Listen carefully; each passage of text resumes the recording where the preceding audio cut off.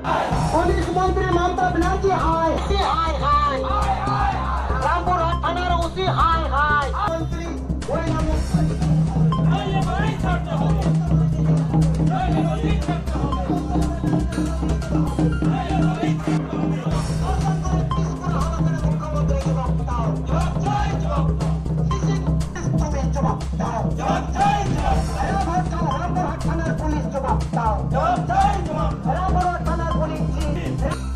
আপনারা অবগত আছেন যে বীরভূম রামপুরহাট এরিয়াতে এক আদিবাসী নাবালিকা আদিবাসী ছাত্রী 13 বছরের ছাত্রী যে স্কুলে পড়তেন সেই স্কুলের মাস্টার মশাই তাকে কিডন্যাপ করে তার বাড়িতে নিয়ে যায় এবং সেখানে ধর্ষণ করে তাকে মার্ডার করার পর তাকে পিস পিস করে কেটে দেওয়া হয় এবং 18-19 দিন পর তার বডি ফেলে দেওয়া এবং পচা দেহ অংশ পুলিশ প্রশাসন উদ্ধার করছে। এখনও কিছু দেহাংশ পাওয়া যায়নি।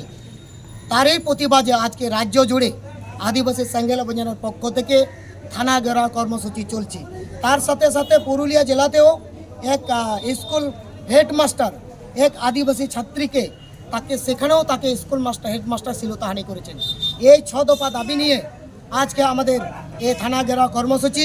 আমাদের আদিবাসী সেঙ্গেল অভিযানের পক্ষ থেকে ডিমান্ড এবং দাবি থাকছে যে ধর্ষণের সাথে জড়িত খুনের সাথে জড়িত তাদেরকে ইমিডিয়েট আইনের মাধ্যমে তাদেরকে ফাঁসি দিতে হবে এবং থানে থেকে যে টিএমসি নেতা তাদের ধর্ষকদেরকে ছাড়িয়ে নিয়ে গেছে তাদেরকে ST/SC প্রিভেনশন অ্যাট্রসিটি অ্যাক্টে মামলা করতে হবে এবং রামপুরহাট থানার যে এন্টি সোশ্যাল যে কালপিট তাকে আটক করা হয়েছিল থানাতে পরে তাকে ছাড়িয়ে দেওয়া হয় ধর্ষককে।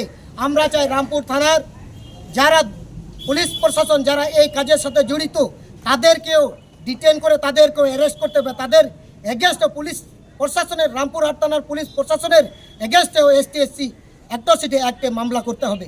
সেটা আমরা আদিবাসী সেঙ্গেল অভিযানের পক্ষ থেকে ডিমান্ড রাখছি। যদি না হয় তাহলে দুর্গাপূজার পরে আদিবাসী সেঙ্গেল অভিযান এবং জেডিপির পক্ষ থেকে রাজ্য জুড়ে বন্ধ পশ্চিমবাংলা বন্ধ ঘোষণা করা হবে।